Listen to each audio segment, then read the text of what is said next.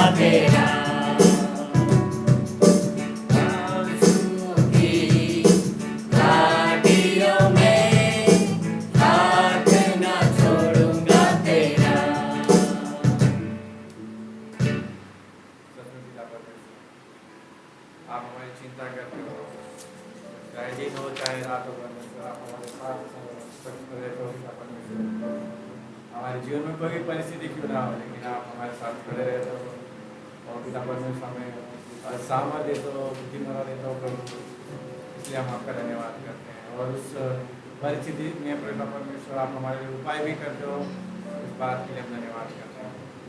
पिता परमेश्वर हम आपकी स्तुति करते हैं, आपके नाम को ऊंचा उठाते हैं परमेश्वर, हम धन्यवाद देते हैं, धन्यवाद करते हैं, आपकी स्तुति करते हैं परमेश्वर।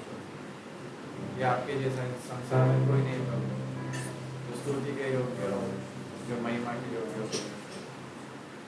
सारा आदर सारी महिमा परमेश्वर आपको देते हैं, आप ही अगुवाई करते हो। धन्यवाद करते हैं, धन्यवाद करते हैं।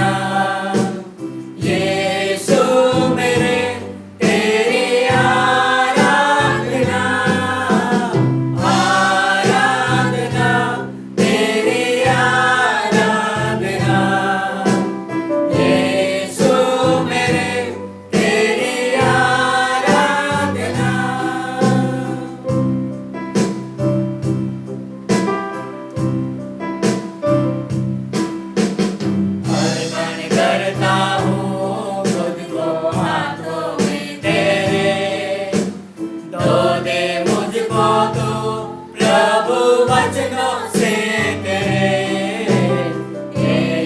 इच्छा पर ही तू मुझको चला, भर दे पवित्र आत्मा से मुझको खुदा। अर्पण करता हूँ खुद को हाथों में तेरे, दो दे मुझको तू प्रभु वचनों से तेरी इच्छा पर ही तू मुझको चला, भर दे पवित्र आत्मा से मुझको खुदा। आराधना तेरी आराधना यीशु मेरे, तेरी आराधना, आराधना तेरी आराधना यीशु मेरे, तेरी आराधना।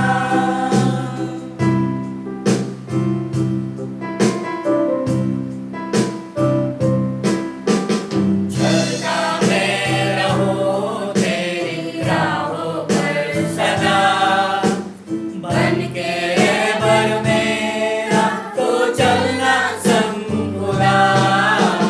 तुझ पर ही बना रहे मेरा भरोसा, तो मेरी चट्टान रहो तुझ में स्थिर सदा।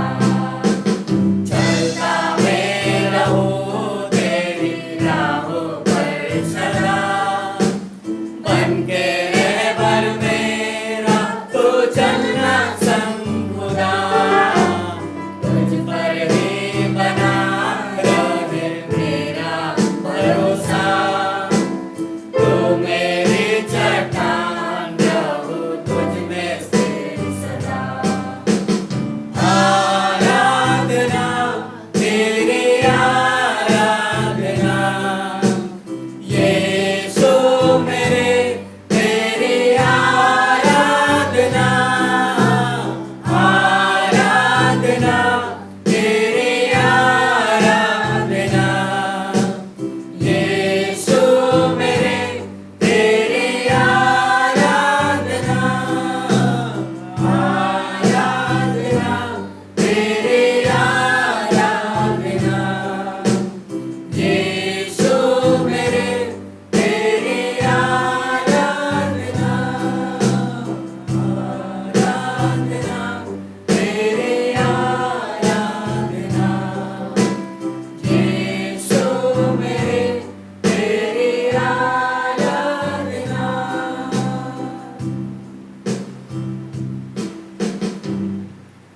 सर्वशक्तिमान हमारे जीवित और महान परमेश्वर पिता, प्रभु हम आपके नाम को धन्यवाद देते हैं, हम आपके नाम की आराधना गाते हैं प्रभु, क्योंकि आप आराधना के योग्य परमेश्वर, आप महिमा के योग्य परमेश्वर। हाँ प्रभु, इसलिए हम आपके यश का प्रशंसा गाते हैं प्रभु, हम आपकी महिमा गाते हैं प्रभु। धन्यवाद देते पिता परमेश्वर कि आप महिमा के सिंहासन पर विराजमान हो, आप पवित्र परमेश्वर हो, आप आदर के योग्य परमेश्वर हो। धन्यवाद देते यीशु मसीह आपकी विश्वास योग्यता के लिए, आपके अद्भुत स्वभाव के लिए प्रभु। धन्यवाद देते यीशु मसीह, हम अपने जीवन को प्रभु आपके हाथों में सौंपते हैं प्रभु, और हम आप पर भरोसा करते हैं, और इस और भरोसा करते हुए हम ये घोषणा करते हैं प्रभु कि आप हमारे जीवन की चट्टान हो प्रभु, आप हमारा भरोसा हो प्रभु। धन्यवाद देते यीशु मसीह का आप हमारा जीवन हुआ प्रभु, क्योंकि आप ही से हमने जीवन पाया प्रभु, और आप में हम जीते प्रभु। धन्यवाद देते यीशु मसीह कि आप हमारे शरण स्थान हो प्रभु, आप हमारे छुपने का स्थान हो प्रभु, जहाँ पर हमें सच्ची सुरक्षा मिलती है प्रभु। धन्यवाद देते इस कलीसिया के लिए, इस देह के जीवन के लिए, जिसमें प्रभु आपने हमें रखा है, और आपकी उपस्थिति यहाँ पर है प्रभु, और आप अपने वचन के द्वारा हमारा पालन पोषण करते हो, ताकि हम आप में बढ़ सके प्रभु, आपकी महिमा के लिए। धन्यवाद देते यीशु मसीह, इस कलीसिया को हम आपके हाथों में सौंपते हैं, आप सहायता करना, मदद करना। धन्यवाद देते हैं आगे का हर एक समय आपके हाथों में सौंपते हैं। ये प्रार्थना यीशु मसीह आपके नाम से मांगते बैठ सकते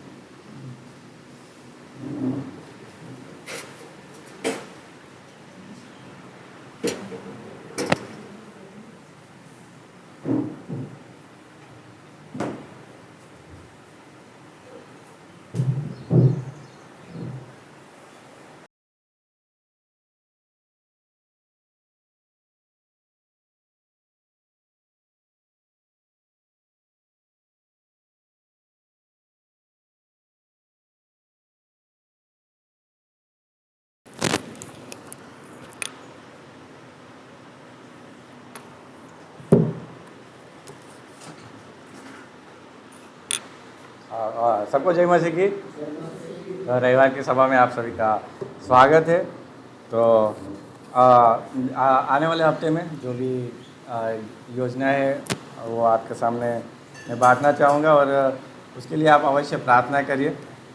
तो जो भी एक्टिविटीज़ हैं उनके लिए आप प्रार्थना करिए। तो अभी ये वीक में 21 तारीख को जो मुंबई कॉन्फ्रेंस के लिए यहाँ से टीम जा रही है, तो उसके लिए भी आप प्रार्थना करिए। राइट, मुंबई कॉन्फ्रेंस के लिए 21 तारीख को। तो जो भी आने वाले हैं उनके लिए सूचना है कि आप 2 बजे रेडी रहिए दोपहर को, और क्योंकि हमारा ट्रेन शाम को 4 बजे है, तो आप याद रखिए समय को, और समय पे हम पहुँचेंगे। तो आप जो भी तैयारी करना चाहते हैं वो तैयारी कर के रखिए, सामान रेडी रखिए, है ना। तो अभी हमारे पास 2 ही दिन है, उसके बाद हमें निकलना है। तो आप ज़रूर याद रखिए उसको, और प्रार्थना भी करिए हमारे ट्रैवलिंग के लिए, है ना, आने जाने के लिए। परमेश्वर सभी के लिए उपाय करें और कोई भी परेशानी ना हो, तो उसके लिए भी आप प्रार्थना करें। तो मुंबई कॉन्फ्रेंस जो है 22 तारीख से लेके 25 तारीख के बीच में मुंबई कॉन्फ्रेंस हो रहा है, तो उसको भी आप प्रार्थना में याद रखिए। और 22 तारीख को विपिन सर का बर्थडे है, तो उनको भी आप प्रार्थना में याद रखिए। राइट, उनके लिए भी प्रार्थना करिए, उनके परिवार के लिए प्रार्थना करिए। और उसके बाद आने वाला जो रविवार है 25 तारीख को जिगीसा का भी बर्थडे है, तो उसको भी आप प्रार्थना में याद रखिए, उनके परिवार को भी। और उसके बाद 26 से लेकर 28 तारीख हमारा फैमिली कैंप रहेगा, तो उसको भी आप प्रार्थना करिए, याद रखिए। और उसमें भी हम परमेश्वर की महिमा करेंगे, अलग अलग विषयों से पास्टर हमारे साथ बातें करेंगे वचनों के द्वारा, और अद्भुत समय रहेगा उसका भी, तो उसके लिए भी आप प्रार्थना करिए। और ये हफ्ते जो रहेगा गुरु शुक्र शनिवार जो बाइबल क्लास छुट्टी रहेगा, क्योंकि मुंबई कॉन्फ्रेंस की वजह से क्लास नहीं रहेगा, और फैमिली विजिट भी नहीं रहेगा जो शनिवार का रहेगा, वो भी कैंसिल रहेगा। तो जब हम वापस रिटर्न आएंगे तो हम आपको अनाउंसमेंट करेंगे। तो उसके लिए एक हफ्ते का एक ब्रेक रहेगा, छुट्टी रहेगा मुंबई कॉन्फ्रेंस की वजह से, तो इसको आप याद रखिए। तो ये सारी एक्टिविटीज़ को आप याद रखिए, अपनी प्रार्थना करिए, परमेश्वर उपाय करें। ओके, तो आइए हम प्रार्थना करते हैं, उसके बाद हम ऑफरिंग मैसेज में जाएंगे। आप प्रभु यीशु मसीह हम धन्यवाद देते हैं, आपकी महिमा करते हैं और प्रार्थना करते हैं परमेश्वर 21 तारीख से लेके 28 तारीख तक प्रभु यीशु मसीह यहाँ से जो टीम मुंबई जा रही है, प्रभु यीशु मसीह आप उन सभी को आपके हाथ में सौंपते हैं परमेश्वर। आप संभालना, सुरक्षित रखना, उनकी हर एक ज़रूरत को आप पूरी करना परमेश्वर, क्योंकि आप हमारे से बेहतर जानते हो प्रभु।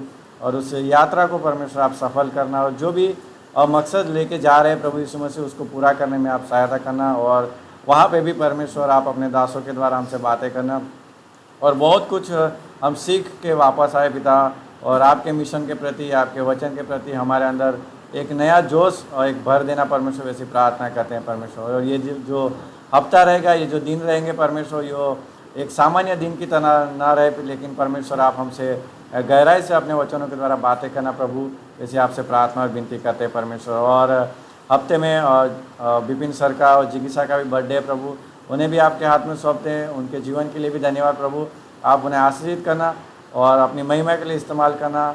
शारीरिक ज़रूरतें, आर्थिक ज़रूरतें और आत्मिक ज़रूरतें प्रभु यीशु मसीह आप पूरी करना, अच्छी सेहत देना प्रभु, और अपनी महिमा के लिए उनके जीवन को इस्तेमाल करना परमेश्वर, जैसे हमसे आपसे प्रार्थना करते हैं। और पिता परमेश्वर सारी बातों को आपके हाथ में सौंपते हैं, और जो भी कलीसिया के लोग हैं आज उपस्थित है, नहीं आ पाए, पर उसको भी आपके हाथ में सौंपते हैं।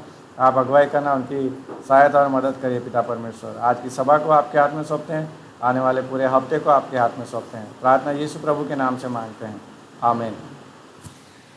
तो आइए इस समय ऑफरिंग मैसेज रहेगा, दान का मैसेज। तो हम वचन पढ़ते हैं, भजन संहिता उसका 37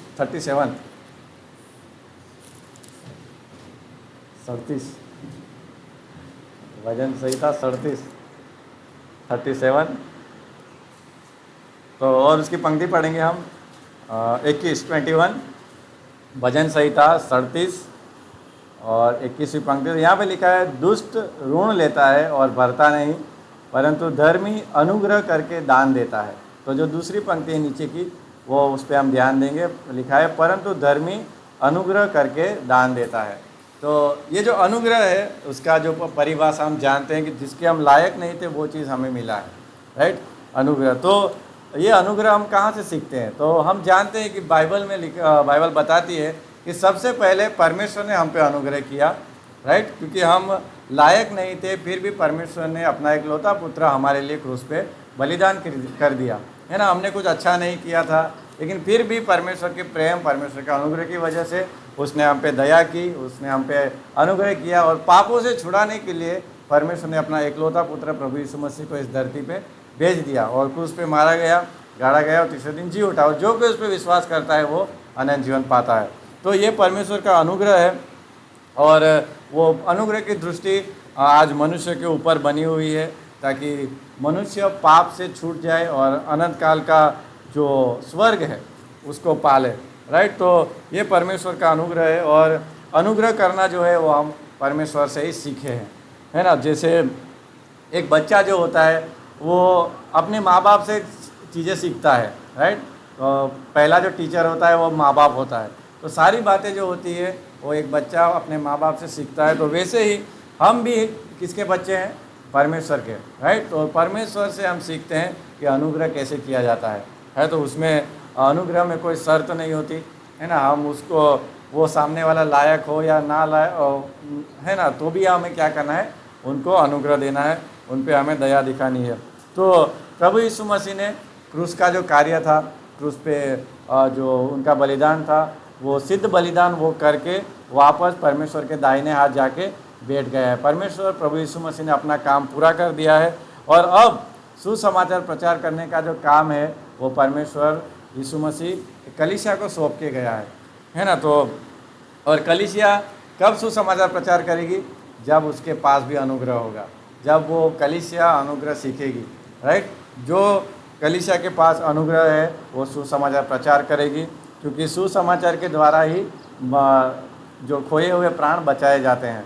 और उसके लिए हमने जो अनुग्रह परमेश्वर से सीखा है, और हम जानते हैं कि सुसमाचार प्रचार करने के लिए बहुत सारा खर्च लगता है। जैसे पौलुस भी अलग अलग स्थान पे जाता था, खर्च करता था, और वो मिशन यात्रा की जो खर्च पूरा करने के लिए कलीसिया क्या करती थी? उसको दान दशवांश दिया करती थी, है ना। तो कहने का मतलब यही है कि धर्मी अनुग्रह करके दान देता है।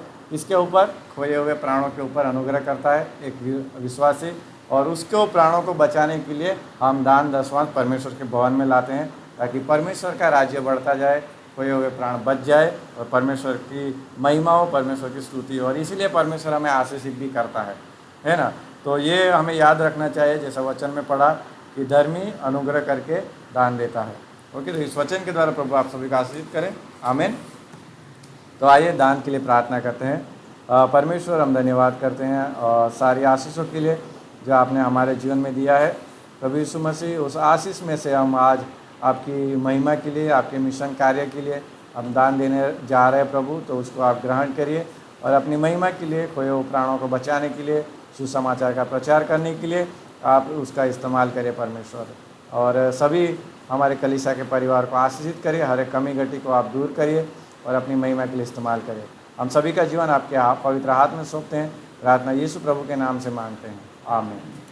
तो इस समय एक गीत होगा और उसमें हम दान लेंगे। तो विपिन सर का जो फैमिली है, आज जो स्पेशल सॉन्ग रहेगा वो आगे आएंगे और गीत प्रस्तुत करेंगे।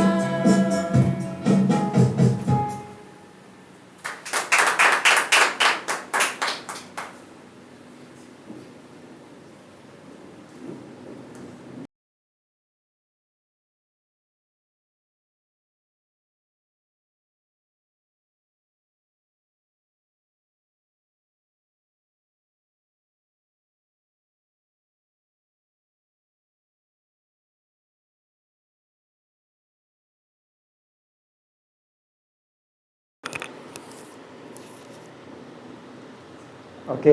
हाँ, तो अद्भुत गीत था और धन्यवाद आपका अद्भुत गीत के लिए। तो आइए हम अभी वचन की ओर बढ़ेंगे और आज दो संदेश रहेंगे। पहला इंट्रो मैसेज रहेगा, उसके बाद मेन संदेश रहेगा। तो हम पहले परिचय का संदेश इंट्रो मैसेज में जाएंगे और हमारे बीच में कनु भाई है, वो आगे आएंगे और आज का इंट्रो मैसेज देंगे। तो क्यों ना हम जोरदार ताली के साथ उनका स्वागत करते हैं।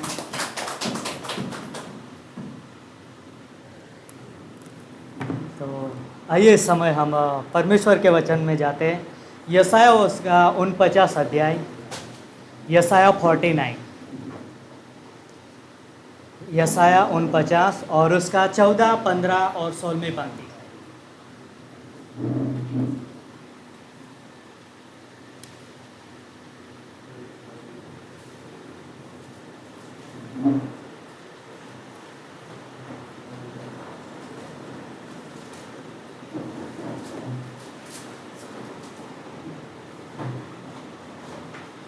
पढ़ते हैं यहाँ पर, सब लोग है रेडी?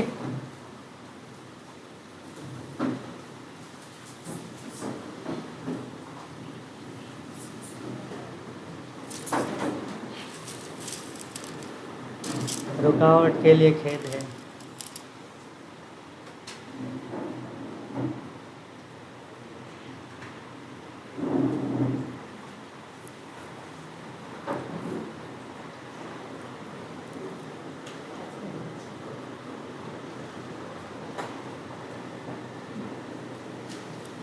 ठीक है, सब लोग सही हो?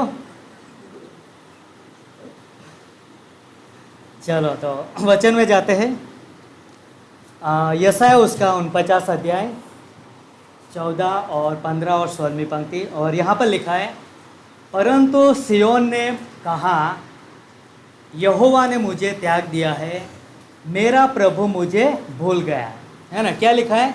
सियोन। तो सियोन किसके बारे में बात हो रही है ना? परमेश्वर के लोग है ना, इज़राइल प्रजा, बराबर। तो उनके बारे में तो यहाँ पर लिखा है कि सियोन ने कहा कि यहोवा ने मुझे त्याग दिया है, मेरा प्रभु मुझे भूल गया है।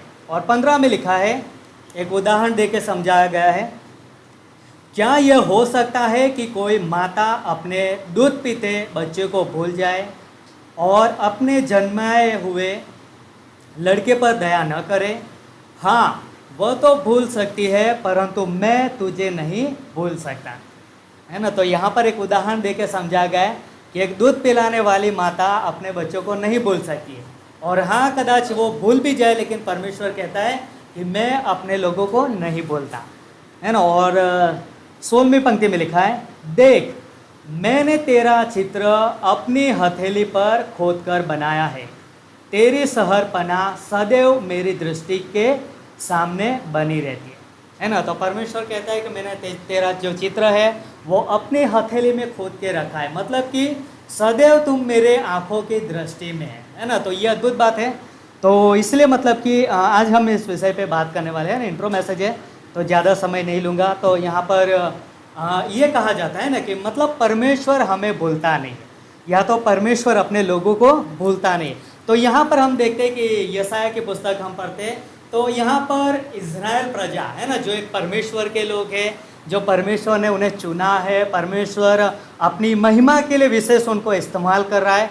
और उनके जीवन में कुछ हालात है ना, उनके जीवन में कुछ परिस्थितियाँ हैं, कुछ समस्या है, और उस परिस्थितियों की वजह से वो अपने जीवन में ये कह रहे हैं कि परमेश्वर हमें भूल गया है ना, परमेश्वर हमें छोड़ दिया है ना, क्योंकि उनके जीवन में ऐसी परिस्थितियाँ चल रही है जो बदल नहीं रही है ना। और उसकी वजह से मतलब कि उनको ने अपने जीवन में ये अनुमान लगा दिया है कि परमेश्वर ने हमें त्याग दिया है ना, परमेश्वर हमें भूल गया है और परमेश्वर हमें छोड़ दिया है। तो हम देखते हैं कि परमेश्वर ने उनको 70 साल के बंधुआई में भेजा था, है ना। और परमेश्वर ने उनको क्यों भेजा था? क्योंकि जो इज़राइल प्रजा थी, परमेश्वर ने अपने मकसद के लिए उनको चुना था और अलग किया था, लेकिन वो सच्चे परमेश्वर को, याहवे को छोड़कर वो अलग भटक रही थी, है ना। वो परमेश्वर को भूल गए, उसके वचनों को भूल गए, और वो लोग मतलब कि अन्य की उपासना करने लगे, है ना, और अन्य लोगों के पीछे, अन्य देवी देवताओं के पीछे चलने लगे। और परमेश्वर ने कुछ समय के लिए उनको 70 साल की बंदीवाई में भेज दिया था। और परमेश्वर ने लेकिन फिर भी उनसे वादा किया था कि मैं 70 साल जैसे ही बीतेगा मैं आपको वहाँ से छुड़ा लूँगा, है ना। तो इनको मतलब कि वो परमेश्वर के वादे वो भूल गए, है ना, परमेश्वर की प्रतिज्ञा बोल के, और उनको याद नहीं है। और उनके जीवन में जो हालातें चल रही, जो परिस्थिति चल रही है, उसको लेके वो क्या बोल रहे हैं कि परमेश्वर ने हमें छोड़ दिया है ना, परमेश्वर हमें भूल गया है। और परमेश्वर यहाँ पर उदाहरण देके समझाता है कि क्या ये हो सकता है कि कोई जन्म देने वाली माता अपने बच्चों को भूल जाए, है ना, वो नहीं हो सकता है ना। वो प्रेम से भरी हुई माता होती है ना, उसके पास ममता होती है, वो अपने बच्चों के लिए काफ़ी कुछ है ना सहन करती है, यहाँ तक कि वो है ना कुछ भी जोखम उठाएगी एक माता अपने बच्चों के लिए। लेकिन यहाँ पर परमेश्वर कहता है कि यदि वो माँ ने अपने बच्चों को भूल भी गई तो भी परमेश्वर कहता है कि मैं अपने लोगों को कभी नहीं भूलूंगा। और ये कितना अद्भुत प्रतिज्ञा है कि परमेश्वर अपने लोगों को कभी भूलता नहीं। लेकिन हम मनुष्य होने के नाते क्या सोचते हैं कि परमेश्वर शायद हमें भूल गया है ना, हमारी प्रार्थना का जवाब नहीं आया सही समय में, तो हमें ऐसा लगता है कि शायद परमेश्वर हमसे प्रेम करना भूल गया है ना, परमेश्वर हमें जवाब देना भूल गया है ना। तो हम अलग अलग तरीके सोचते हैं। और ये जो विचार है वो हमारे मन में कौन डालता है? शैतान, है ना। शैतान नहीं चाहता कि इन सच्चाइयों पर हम बने रहें, है ना, उन सच्चाइयों की हम घोषणा करें। और इसलिए शैतान हमारे मन में विचार डालता है, और जैसी हमारी परिस्थिति है, जैसी हमारी आवश्यकता है, उसके अनुसार वो हमें बहकाता है। और फिर हम उसकी बात को मानकर परमेश्वर पे इल्ज़ाम लगाते हैं कि परमेश्वर मुझसे प्रेम नहीं करता है ना, उसने मुझे छोड़ दिया है और वो मुझे भूल गए। तो मनुष्य होने के नाते ये चीज़ें हमारे जीवन में आती है और हम भूल जाते हैं, है ना, परमेश्वर के वादे को भूल जाते हैं, है ना। हम लोग भूल जाते हैं ना, हम परमेश्वर से प्रार्थना करना हम भूल जाते हैं, परमेश्वर के साथ संगति करना भूल जाते हैं, है ना। कई बार कलीसिया में जाना होता है तो कलीसिया में जाना भी हम भूलते हैं, है ना। तो मनुष्य होने के नाते हम भूलते रहते हैं। परमेश्वर ने हमारे जीवन में जो भलाई किया है, जो अच्छे काम किए, वो भूलते हैं, लेकिन परमेश्वर कभी नहीं भूलता है ना। और ये हमारे लिए एक आश्वासन भरी बात है कि परमेश्वर कभी नहीं भूलता। और परमेश्वर क्यों नहीं भूलता है? क्योंकि परमेश्वर क्या कैसा है ना, वो सर्वज्ञानी परमेश्वर है ना। उसके स्वभाव की बात करें तो वो सर्वव्यापी है ना, वो सर्वबुद्धिमान परमेश्वर है। और वो बुद्धिमान परमेश्वर है, वो कभी नहीं भूलता है ना। वो बहुत ही अच्छी तरीके से हमें समझता है, और समझता ही नहीं, वो हमारे जीवन की गहरी बातों को भी वो जानता है ना। जो बातें हम अनुभव नहीं करते वो बातों को भी वो अनुभव करते हैं, है ना। हम किसी और को बता नहीं सकते, लेकिन वो बातों को भी वो जानते हैं, मतलब वो समझता है, वो जानता है, वो बुद्धिमान परमेश्वर है ना। और इसलिए मतलब कि वो कभी किसी को भूलता नहीं है। और ये हो ही नहीं सकता कि परमेश्वर भूल जाए, है ना। हम मनुष्य भूल सके, हमारी बुद्धि सीमित है ना, हो सकता है हम अपना समझ का सहारा लें, लेकिन परमेश्वर ऐसा नहीं है ना। वो बहुत ही बुद्धिमान परमेश्वर है ना। उसकी बुद्धि वो सच्ची बुद्धि है, और इसलिए मतलब कि वो कभी भूलता नहीं है ना, कभी भूलता नहीं। तो अद्भुत बात है कि परमेश्वर कभी भूलता नहीं है। तो कुछ चीज़ें हम देखेंगे कि परमेश्वर नहीं भूलता है। परमेश्वर मनुष्य को नहीं भूलता है ना। क्यों मनुष्य को नहीं भूलता है? क्योंकि मनुष्य जो है उसके लिए बहुमूल्य है ना। बहुमूल्य मतलब कि कीमती, उसके लिए बहुत ही कीमती है। इस धरती पर जितने भी बैंक होगा, बैंक में जितने भी सोना चांदी या तो बहुत सारे रुपये होंगे, परमेश्वर की नज़र उन पर नहीं है। किस पर है? मनुष्य के ऊपर है। और क्यों है? क्योंकि मनुष्य जो है परमेश्वर ने अपने स्वरूप और अपनी समानता में बनाया, और परमेश्वर उनसे प्रेम करता है, और परमेश्वर नहीं चाहता है कि वो मेरे से खो जाए, है ना। और इसलिए परमेश्वर उनको भूलना नहीं चाहता। और जैसे आपको याद है, यीशु मसीह इस धरती पर थे, है ना, खोई हुई भीड़ थी, उनका पास कोई अगुवान नहीं है, कोई रखवाला नहीं है। और यीशु मसीह ने जब उस खोई हुई भीड़ को देखा तो यीशु मसीह ने उन पर तरस खाया, है ना, तरस खाया उन पर। क्यों? क्योंकि वो नहीं भूलना चाहता है ना, मनुष्य को भूलना नहीं चाहता। और उसकी वजह से यीशु मसीह अपना स्वर्ग छोड़कर इस दुनिया पे आया, और वो यीशु मसीह उस मनुष्य के लिए वो क्रूस पर मारा भी गया, है ना। और उसके लिए ताकि वो परमेश्वर से मिल जाए, है ना। परमेश्वर किसी को नहीं भूलता है ना, उसको याद रखता है, उसके लिए अद्भुत कीमत भी चुकाता है। और अद्भुत बात है कि परमेश्वर हमारे लिए योजना घड़ता है ना, वो हमारे लिए योजना बनाता है। तो परमेश्वर मनुष्य को नहीं भूलता है ना, वो मनुष्य को नहीं भूलता है। परमेश्वर मनुष्य से प्रेम करना नहीं भूलता है ना। वो शुरुआत से प्रेम करता था, करता है और करता रहेगा, है ना। हम अनुभव करें या ना करें, हमें लगेगा शायद परमेश्वर प्रेम नहीं करता है, लेकिन ऐसा नहीं है। बाइबल में लिखा है वो शुरुआत से ही प्रेम करता था और अंत तक वो प्रेम करता है ना। जब हम पापी थे तब उसने प्रेम किया, तब वो बलिदान हुआ। तो सोचो कब हम उसकी संतान हो गए, तो क्या वो हमसे भूल सकता है? क्या हमें प्रेम करना भूल जाएगा? नहीं भूलेगा, है ना। तो अद्भुत है कि परमेश्वर प्रेम करना नहीं भूलता है, और इसलिए वो उसका विश्वास योग्य प्रेम है ना, करुणा से भरा हुआ प्रेम है, वो दिखाते रहते हैं। है ना। परमेश्वर कभी भी क्षमा करना नहीं भूल जाता है ना, वो कभी नहीं भूलता है माफ़ करना। परमेश्वर हमारे जीवन में जब हम गिरते हैं, असफल होते हैं, तो परमेश्वर हमें बार बार मौका देता है, एक बार नहीं बार बार। जब तक हमारे जीवन में हम श्वास ले रहे जिंदा है तब तक परमेश्वर हमें मौका देता है। मतलब कि परमेश्वर हमें क्षमा करना भी नहीं भूलता है। लेकिन कई बार हम सोचते हैं कि शायद परमेश्वर, है ना, मैं तो इतना बड़ा पाप हो गया मेरे से, तो शायद परमेश्वर ये पाप तो मुझे माफ़ ही नहीं करेगा, है ना, मेरा तो ऐसा आदत है, तो शायद हम ये सोच सकते हैं। लेकिन परमेश्वर नहीं भूलता है ना। पहला यूहन्ना 1:9 क्या कहता है कि परमेश्वर विश्वास योग्य है हमारे सारे अधर्मों को क्षमा करने के लिए। और ये कितना अद्भुत है कि परमेश्वर क्षमा करना भी नहीं भूलता है ना। तो अद्भुत बात है कि परमेश्वर क्षमा करना नहीं भूलता है ना। और परमेश्वर यहाँ तक कि वो हमारे अच्छे काम भी नहीं भूलता है ना। कोई भी कार्य हमने प्रभु यीशु मसीह के महिमा के लिए जो भी कार्य किया, चाहे वो छोटा कार्य हो या बड़ा कार्य हो, कोई भी कार्य क्यों न रहा, हमने यीशु मसीह के लिए किया है, तो परमेश्वर हमारे अच्छे कार्य भी नहीं भूलता है ना। वो कभी नहीं भूलेगा। हम भूल जाएंगे, शायद हमने वो प्रभु के लिए कार्य किया तो शायद हम भूल जाएंगे प्रभु हमने तेरे लिए क्या किया था, हमें तो याद भी नहीं है ना। आज से 20 साल हो गए, 25 साल हो गए, शायद हम सोचेंगे कि मैंने क्या किया था प्रभु के लिए, मुझे तो याद ही नहीं है, अभी ताज़ा ताज़ा जो किया है वही याद है। लेकिन प्रभु एक एक, है ना, छोटा छोटा कार्य भी याद रखता है। और इसलिए हम कहते हैं कि प्रभु में की गई, है ना, कोई भी सेवा, चाहे दान देना हो, चर्च में कोई भी कार्य हो, हमें याद रखना है कि परमेश्वर कभी भूलता नहीं है ना। तो इसलिए प्रभु में हमारा काम कोई भी व्यर्थ नहीं है। और इसलिए हम जानते हैं कि परमेश्वर हमें इनाम भी देने वाला है ना बीमार आसन पर। तो अद्भुत बात है। अगली चीज़ हम ये देख सकते हैं कि परमेश्वर हमारी ज़रूरतों को नहीं भूलता है ना। मतलब परमेश्वर हमारी ज़रूरतों को पूरा करना नहीं भूलता है ना। हमारी चाहे शारीरिक ज़रूरतें हैं, है ना, शारीरिक ज़रूरतें क्या हो सकता है, खाना पीना, हवा, है ना। क्या परमेश्वर ने हवा को रोक दिया है? नहीं रोका है। उसको पता है कि हमें ज़रूरत है ना। परमेश्वर हमारी शारीरिक ज़रूरतों को भी पूरा करता है। यहाँ तक कि परमेश्वर हमारी भौतिक ज़रूरत है ना, भावनात्मक ज़रूरत है ना। मतलब कोई हमें समझे, कोई हमें स्वीकारे, है ना, कोई हमें प्रेम करे, परमेश्वर ये नहीं भूलता है ना। वो भी उपाय करता है हमारे प्राणों के लिए, ताकि हम मानसिक तनाव में न चले जाए, है ना, हम चिंता में न चले जाए, है ना, हम नर्वस न हो जाए। और परमेश्वर वो नहीं भूलता है और उपाय करता है ना। परमेश्वर हमारी आत्मिक चीज़ों को भी नहीं भूलता है। इसलिए तो वो बलिदान हुए, उसने उद्धार हमारे लिए निकाला, इसलिए उसने हमें क्षमा किया, है ना, उसने अपना प्रेम दिखाया। तो अद्भुत बात है कि परमेश्वर हमारी ज़रूरतों को भी नहीं भूलता है। तो अद्भुत बात है, परमेश्वर हमारी प्रार्थनाओं का जवाब देना नहीं भूलता है ना।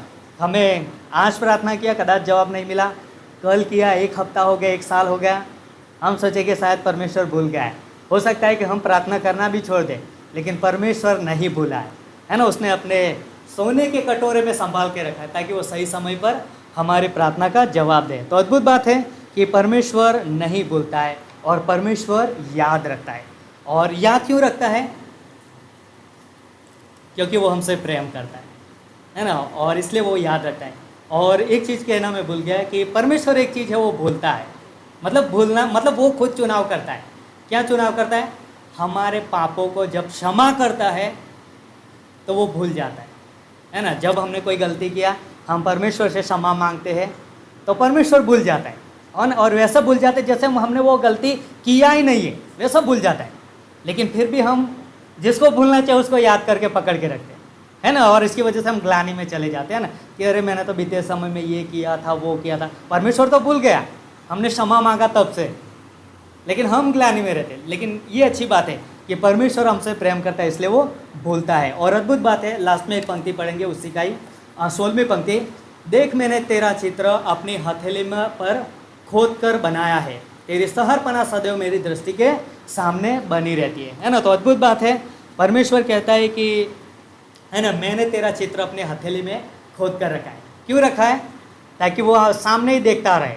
मतलब कि परमेश्वर नहीं भूलता है ना। बाइबल में और जगह पर, एक जगह पर लिखा है कि तुम तो मेरे आँखों के पुतले के समान। क्यों कहता है? क्योंकि वो हमें नहीं भूलता है ना। परमेश्वर कहता है कि तुम मेरे अनमोल धन संपत्ति, है ना, खजाना। तो सोचो हम परमेश्वर के लिए क्या है, तो परमेश्वर नहीं भूलता है ना। तो अद्भुत बात है कि परमेश्वर हमें नहीं भूलता है ना। चाहे हम कैसा भी क्यों अनुभव करें, लेकिन हमें याद रखना है कि परमेश्वर हमें कभी नहीं भूलता है। तो आइए हम प्रार्थना करते हैं। धन्यवाद हो जीवित और महान परमेश्वर पिता, आपके उत्तम स्वभाव के लिए कि आप हमसे प्रेम करते हो, आप हमारी प्रार्थना को सुनते हो। और धन्यवाद हो यीशु मसीह कि आप हमारी ज़रूरतों को पूरा करते हो। धन्यवाद देते यीशु मसीह कि आप हमें नहीं बोलते हो प्रभु, और आपने हमारे जीवन को मूल्य दिया, आदर दिया, इसलिए धन्यवाद देते। ये प्रार्थना यीशु मसीह आपके नाम से मांगते हैं, आमीन।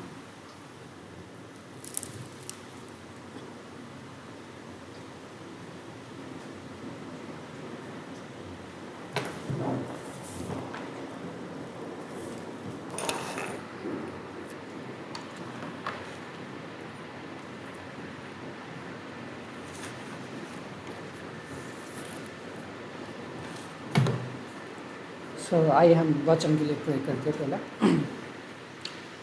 प्रभु हम धन्यवाद देते हैं समय के लिए लॉर्ड, और आपके नाम का हम उत्साह उठाते हैं लॉर्ड। विशेष समय को प्रभु हम आपके हाथों में देते हैं लॉर्ड। आपके वचनों से हमसे बातें करना लॉर्ड, हमारे जीवन को भी हम आपके हाथों में देते हैं लॉर्ड, समर्पण करते हैं। व्यक्तिगत जीवन में प्रभु आप बात कीजिए, ये समय आप अगुवाई कीजिए, हमारा कान खोल दीजिए लॉर्ड, आत्मिक आँख खोल दीजिए लॉर्ड। सारे जितने भी प्रभु आज कलीसिया में सभी को प्रभु हम आपके हाथों में देते हैं। आप अनुग्रह करना, उन्हें सहायता करना, मदद करना, और इस समय को भी आप आशीषित करना। यीशु मसीह के नाम से मांगते हैं, आमीन। ओके, बधाई जय यीशु, जय मसीह सभी को।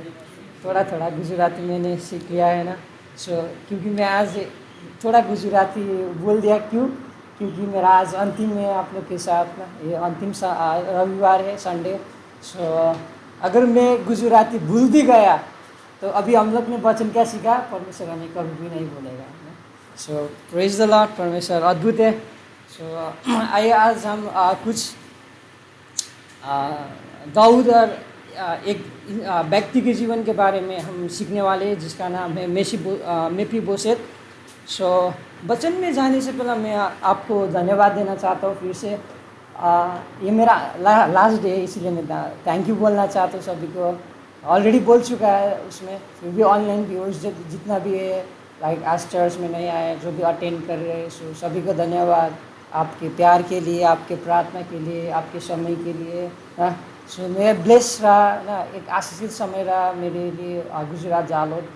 मैं कभी भी नहीं भूलूंगा ये पल आप लोग के साथ। मैं सच में हृदय से आपको धन्यवाद देना चाहता हूँ, थैंक यू। और प्रार्थना में ज़रूर रख के मुझे याद कीजिए, और मैं भी आप लोग को प्रार्थना में याद करूँगा। और ये भी प्रार्थना करें कि परमेश्वर मार्ग बनाए, फिर मैं आप लोग के साथ आके फिर संगति में जुड़ पाऊँ, परमेश्वर के लिए महिमा, लाइक परमेश्वर के साथ में मिलकर महिमा कर सके। ये प्रार्थना रख देना ना, ताकि परमेश्वर दुआ करें, ठीक है। आइए हम वचन में जाते हैं बिना देरी से। आप मेरे साथ निकाल सकते हैं दूसरा सामुएल 9। मेरे बीच में कन्नू भाई है, मैं उनको बोलूँगा 1 वर्ष, 2 वर्ष, 3 वर्ष, तो वो हमें पढ़ने में मदद करेंगे। 1, 2, 3, 4 होता ना, मैं कभी बोलूँगा तो वो हमें मदद करेंगे। अध्याय 9 में जाने से पहले मैं आपको थोड़ा बैकग्राउंड इसका बता देता हूँ, ठीक है। फिर हम सीधा 9 में जाएंगे ना, जंप करेंगे तो क्या होगा कि कहाँ का स्टोरी है ये ना, क्या हुआ था इसके आगे इसके पीछे, तो थोड़ा मैं आगे का मैं बात बताना चाहता हूँ। दूसरा सामुएल का हम जब चैप्टर लाइक निकालते हैं ना, दूसरा सामुएल, तो दूसरा सामुएल किस चीज़ से स्टार्ट होता होगा, किस चीज़ से शुरू होता होगा, पता है आपको? शाऊल का मृत्यु से शुरू होता है। दूसरा सामुएल आप जब एक अध्याय निकालोगे, शाऊल का मृत्यु हुआ है, ठीक है। शाऊल का मृत्यु से शुरू होता है, और उसके बाद दाऊद क्या बन जाता है, राजा बन जाता है, ठीक है। लेकिन पूरा इजराइल का राजा नहीं बन जाता है, लेकिन किसका, एक गोत्रों का, जो क्या है, यहूदा ट्राइब, यानी कि यहूदा ट्राइब ना, यहूदा ट्राइब का राजा बन जाता है। पूरा इजराइल का राजा नहीं बनता है। पूरा इजराइल का राजा कौन बन जाता है, यहूदा को छोड़ के ईसा-बोशेत है, जो आज पढ़ने वाले हैं मेफीबोशेत, उसका अंकल बोल सकते हैं। उसका अंकल क्या बन जाता है, पूरा इजराइल का राजा बन जाता है, ठीक है। वो चैप्टर 2 में है, आप पढ़ सकते हैं घर में जाकर। और उसके बाद हम जब आगे देखते हैं तो दाऊद राजा पूरा इजराइल का फिर राजा बन जाता है। ईसा बोसेत का भी मृत्यु होता है, उसका बाद पूरा इजराइल का राजा दाऊद बन जाता है। अध्याय 5 में आप पढ़े, अध्याय 5 में पूरा इजराइल का राजा अभी दाऊद बन जाता है और वो 40 साल तक वो क्या करता है, राज्य करता है। ठीक है, 40 साल तक राज्य किया है। और जब आप अध्याय 6 में देखेंगे तो दाऊद राजा ने क्या किया, बाचा का संदूक क्या किया लेकर आया ना इजराइल में। फिर उसने क्या किया लेकर आया, और उस टाइम में उज्जा नामक एक आदमी ना, अब पढ़ा है स्टोरी, आपको भूल गया होगा, मैं रिकॉल कर रहा हूँ। तो उज्जा ने क्या किया, वो घोड़े के उसमें लेकर आ रहा था ना, तो वो थोड़ा ऐसा टिल्ट हुआ ना, वो थोड़ा गिरने वाला था, तो उसने ऐसा हाथ के पकड़ लिया ना उसको चूल्हा, और उसका उधर ही क्या हुआ, मृत्यु हुआ था उज्जा।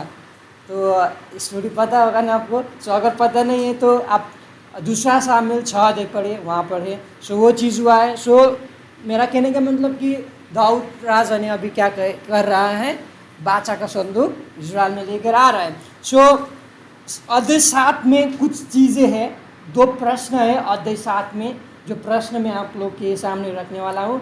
और आज सुबह मैं कुशलगढ़ गया था, सो वहाँ पर भी यही सेम मैसेज प्रीच किया हूँ मैं, तो मुझे बहुत इजी हो रहा है इजी हो रहा है। सो ओके, अध्याय 7 में 2 प्रश्न है। मैं वही प्रश्न उन लोग को भी बता रहा था ना, पूछ रहा था। आपको आंसर देने का ज़रूरत नहीं, लेकिन खुद को पूछना है। ठीक है। सो पहला प्रश्न है, दाऊद ने पूछा, मैं परमेश्वर के लिए क्या कर सकता हूँ। तो आपको पूछना है, मैं परमेश्वर के लिए क्या कर सकता हूँ। आज तक आपने कभी पूछा है सवाल, पूछा है कभी? सो अभी पूछना जरूरी है। ठीक है, क्या मैं परमेश्वर के लिए क्या कर सकता हूँ, ये पहला प्रश्न। और उसके बाद ये प्रश्न करने के बाद दाऊद ने क्या किया, दाऊद के साथ नाथन क्या था, एक अगमवक्ता था। सो उसने उसको मदद किया, और दाऊद राजा ने क्या किया, परमेश्वर के लिए भवन यानी कि मंदिर निर्माण किया, मंदिर बनाया। और उसके बाद मंदिर बनाने के बाद उसका फिर दूसरा प्रश्न आया, मैं दूसरे लोग के लिए क्या कर सकता हूँ, मैं दूसरे लोग के लिए क्या कर सकता। उसके बाद हम जब अध्याय 9 में देखेंगे, वहाँ पर पूरा खुल जाता है क्या कर सकते। ठीक है। सो कभी आपने पूछा है अपने आप को कि मैं दूसरे लोग के लिए क्या कर सकता हूँ। कभी प्रश्न क्या है खुद को, दूसरे को नहीं बोल रहा, खुद को कभी प्रश्न क्या है। सो बहुत ज़रूरी है ये प्रश्न, मैं परमेश्वर के लिए क्या कर सकता हूँ, मैं दूसरे लोग के लिए क्या कर सकता हूँ। सो आइए देखते हैं अध्याय 9 में। ठीक है, दूसरे लोग के लिए क्या क्या किया सॉरी दाऊद ने। ठीक है, कन्नू भाई हमें चैप्टर 9 का फर्स्ट वर्स पढ़ेंगे, पहला पंक्ति। दाऊद ने पूछा, क्या साउल के घराने में से कोई अब तक बचा है जिसको मैं योनातान के कारण प्रीति दिखाऊं। सो यहाँ पर क्या हो रहा है, दाऊद क्या बोल रहा है, दाऊद बोल रहा है कि ओके, पहला आपको मैं ये पूछना चाहता हूँ, दाऊद और शाऊल क्या है, दाऊद और शाऊल एक दूसरे के लिए क्या है, दुश्मन ना। और सवाल को आसान करा, वो दोनों क्या था, दुश्मन था ना। क्या जब हम पहला शामिल में जब देखते हैं ना, तो क्या हुआ, अंतिम तक शाऊल का मृत्यु के अंतिम तक क्या हुआ, दाऊद के पीछे पीछे ना, दाऊद को मारने के लिए दाऊद के पीछे पीछे था। तो सोचे ना, यहाँ पर क्या हो रहा है कि दाऊद पूछ रहा है कि शाऊल का घराना का कोई बचा है, मैं क्या करूँ, योनाथान के खातिर किसको क्या करूँ, प्रीति यानी कि दया कृपा दृष्टि कर सकूँ। तो सोचिए, एक दुश्मन के घराना को लाइक ये दया कृपा दृष्टि दिखाने क्या है, लाइक ये साधारण चीज़ नहीं है ना, ये साधारण अद्भुत चीज़ है। लाइक दाऊद का भी तो अद्भुत है ना, कि अपना खुद दुश्मन का किसी घराना को क्या करना चाहता है, वो कृपा दृष्टि देना चाहता है। क्योंकि वो समय में क्या था, राजा के समय में क्या होता था, एक राजा दूसरे राजा को अगर जीत लिया ना, उसके ऊपर विजय पा लिया, तो वो जो हारा हुआ राजा है, वो राजा का हर संतान को वो राजा जो जीता है वो क्या करता था, मार डालता था ना, सबको ख़त्म करता था। क्यों, ताकि फ्यूचर में ना, बाद में कोई ऐसा परेशानी ना हो कि उसके कोई परिवार से कोई राजा बन के आया और उसको राजा को फिर मार डाला। तो ये डर के वजह से, ये भय की वजह से क्या करता था वो, उस टाइम राजा लोग सबको अपने वो राजा का संतान को नाश कर देता था। सो ये साधारण चीज़ था उस समय।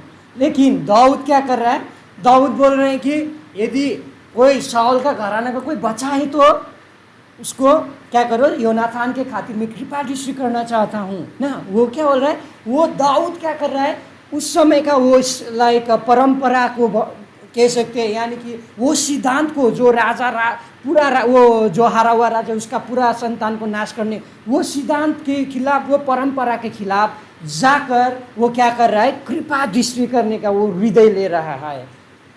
क्यों पता है आपको, क्यों ये कदम उठा रहा है दाऊद? क्यों होगा, आप सवाल कर सकते हैं ना, क्यों होगा ऐसा? क्योंकि क्या हुआ, क्योंकि दाऊद ने भी परमेश्वर का कृपा दृष्टि अपने जीवन में देखा था। जब आप पहला शामिल पढ़ोगे ना तो वहाँ पर क्या होगा, पूरा पूरा पूरा पूरा दाऊद को क्या किया है, शाऊल ने बहुत मारने के लिए उसको क्या किया, उसके पीछे पीछा पड़ा है ना। तो दाऊद क्या कर रहा है, इधर भाग रहा है, उधर भाग रहा है, वो भाग ही रहा है ना, शाऊल से भाग ही रहा है। तो वो कभी थक जाता था, कभी निराश हो जाता, कभी हताश होता। वो जीवन में क्या था, संघर्ष ना, खाली प्रॉब्लम से भरा हुआ जीवन था। तो उस टाइम मुझे सामर्थ्य चाहिए था, दाऊद को सामर्थ्य चाहिए था, दाऊद को कोई साथी चाहिए था, दाऊद को बहुत सारी चीज़ें चाहिए था। उस टाइम में कौन था उसके लिए? कोई भी नहीं था। लेकिन यह हुआ था ना। तो इसीलिए जब आप भजन संहिता, दाऊद का भजन को आप पढ़ते ना, तो दाऊद क्या बोलता है, परमेश्वर मेरा ढाल है। कल ही हम सुन रहे थे ना कन्नू भाई से, परमेश्वर मेरा ढाल है, परमेश्वर मेरा चट्टान है, परमेश्वर मेरा गढ़ है, परमेश्वर मेरा उद्धार है। ये सब क्यों दाऊद बता रहा है? क्योंकि अपने जीवन में दाऊद ने क्या किया है, सब सारी चीज़ें को गवाही किया है ना, अपने जीवन में महसूस किया है, ये सब चीज़ें देखा है, इसीलिए ये दाऊद बोल रहा है अपने वचन में। तो यही कृपा दृष्टि जो परमेश्वर से उसको मिला, वो अभी क्या करना चाहता है, जोनाथान के खातिर क्या करना चाहते हैं, वो दिखाना चाहता है। सो यही है। और उसके बाद यहाँ से हम एक और पॉइंट सीखने को मिलते हैं, वो अपने दुश्मनों को क्या कर रहा है, एक प्रेम दिखा रहा है, एक दया दिखा रहा है। यही चीज़ यीशु मसीह ने भी आप और मुझे बोला था, पता है, मत्ती 5:44 में क्या बोला है, मत्ती 5:44 में, अपने दुश्मनों को क्या करो, प्रेम करो, प्रेम रखो। तो यही चीज़ें दाऊद भी उस टाइम में क्या कर रहा था, दिखा रहा था ना। सो हमें ये करना है, अगर आप क्योंकि आपका ऐसा नहीं कि अभी तो मेरा दुश्मनी कोई नहीं, बहुत सारे होते हैं। कितना लोग होता है ना, टोकता है हमें ना, टोकते रहते हैं, हमें गुस्सा आता है उससे ना, उससे नफरत करते हैं। तो जो भी हमारा खिलाफ आए, जितना भी हमें जो भी करे, वो लोग के लिए हमें कृपा दृष्टि करना, यानी कि ये प्रश्न कर सकते कि मैं इसके लिए क्या कर सकता हूँ ना, जिसकी दाऊद ने बोला ना, मैं दूसरे लोग के लिए क्या, जैसे मैं इसके लिए क्या कर सकता हूँ, ये मुझे ये बोल रहा है मेरे अगेंस्ट में आ रहा है, मैं इसके लिए क्या कर सकता हूँ। तो पवित्र आत्मा हमें उसके लिए बोल रहा है ना, हम दया दिखाना है, हमें कृपा दृष्टि करना है वैसे, ठीक है, जैसा दाऊद ने किसको किया, मेफीबोशेत को किया है। सो हम नीचे देखते हैं। सो वर्ष पंक्ति 2, 3, 4 पढ़ेंगे, 4 तक। साउल के घराने का सीबा नामक एक कर्मचारी था, वह दाऊद के पास बुलाया गया, और जब राजा ने उससे पूछा, क्या तू सीबा है, तब उसने कहा, हाँ, तेरा दास वही है। राजा ने पूछा, क्या साउल के घराने में से कोई अब तक बचा है जिसको मैं परमेश्वर की सी प्रीति दिखाऊं?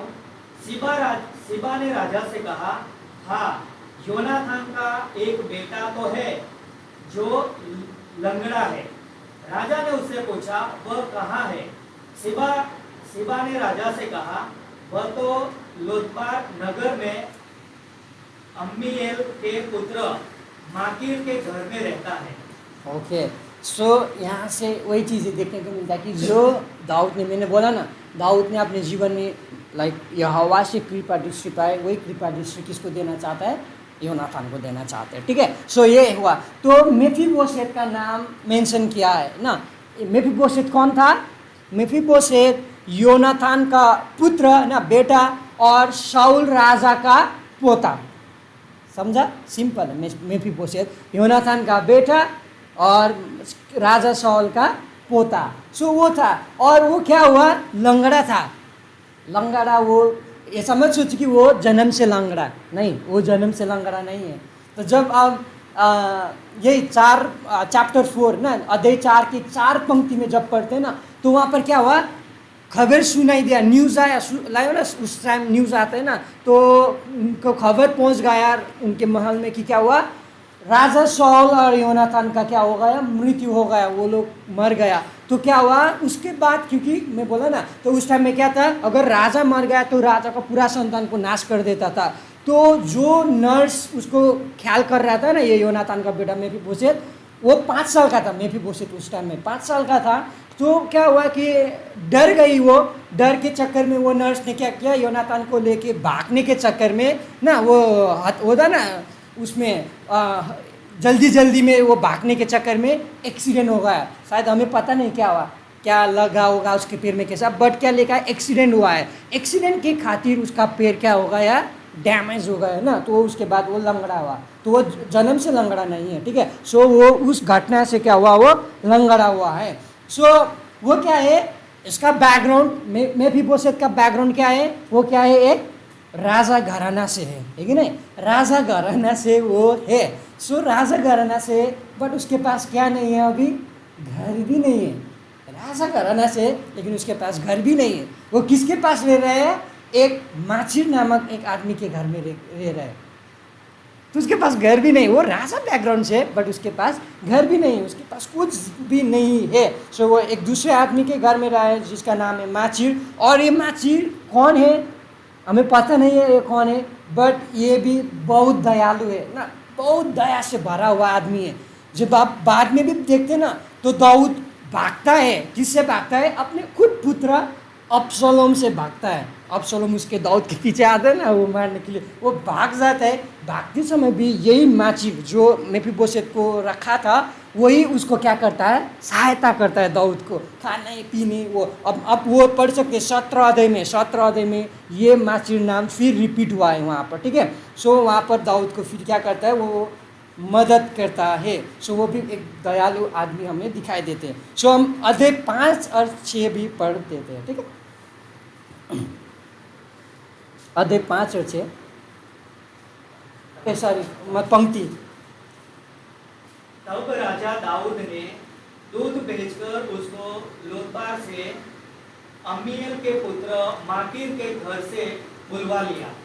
जब मेफीबोशेत जो योनातान का पुत्र और साउल का पोता था दाऊद के पास आया, तब मुंह के बल गिर के दंडवत किया। दाऊद ने कहा, हे मेफीबोशेत। उसने कहा, तेरे दास को क्या आज्ञा। ओके 5 और 6 में सो क्या क्या यहाँ पर दाऊद बोल रहा है कि अपने लोगों को जाओ, जाकर किसको लेकर आओ, मेफीबोशेत को मेरे सामने लेकर आओ। वो भेज रहा है। सो और वो जा रहा है और मेफीबोशेत घर में है, और दाऊद का लोग गया और उसका घर का दरवाज़ा नॉक कर रहा। टिंग टोंग तो नहीं होगा अभी हम लोग का बोलते हैं टिंग टोंग होता है, बट उस टाइम तो नॉक कर रहा ना, डॉक डॉक डॉक डॉक। और क्या कर रहे हैं, वो ऐसा नॉक करके बोल रहा है। और जब अंदर घुसा मेफीबोशेत है, और मेफीबोशेत को बोल रहा है, तुझे क्या है, राजा ने बुलाया है। तो मेफीबोशेत क्या हुआ, डर गया। क्यों, क्योंकि वो किसका घराना से आता है, दाऊद का शत्रु के घराना से ना, दुश्मन के घराना से आता है। और मेफीबोशेत डर के मारे क्या कर रहा था, छिप रहा था।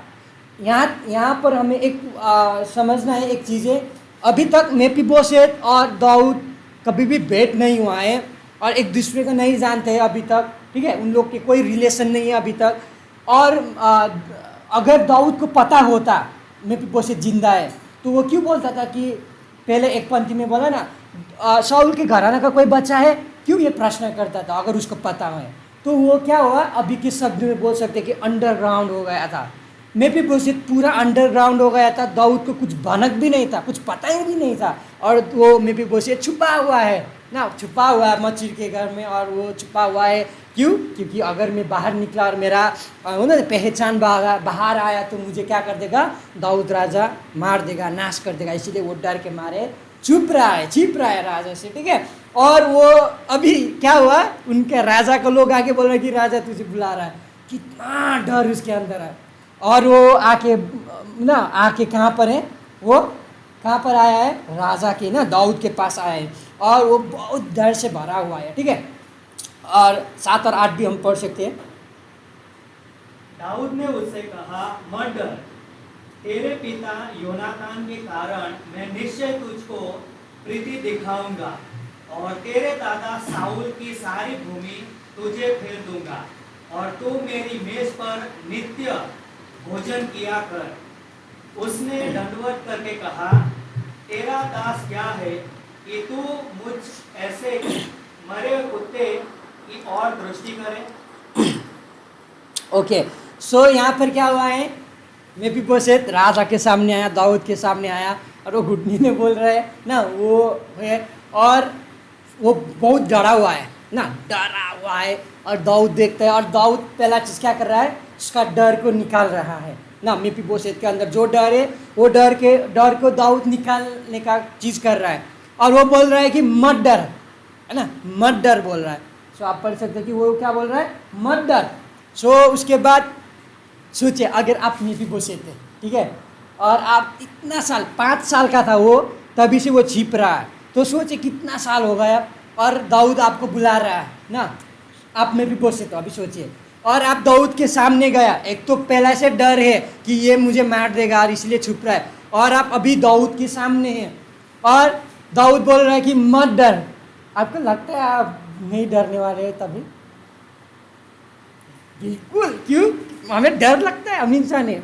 मूवीज में देखा है कभी, वो पुलिस लोग लेकर सुनसान जंगल में जाते हैं, ऐसा खुला मैदान में लेकर जाता है और बोलता है कि जा, तेरा जिंदगी जी ले, तू फ्री है, आज से तुझे जेल में रहेगा। तो वो लोग डरते, नहीं जाऊँगा नहीं जाऊँगा, बोलते जा जा जा बोलते हैं, और उसके बाद वो लोग भाग जाता है। तो भागते वक्त वो क्या करता है, शूट करके उसके उधर ही मार देता है।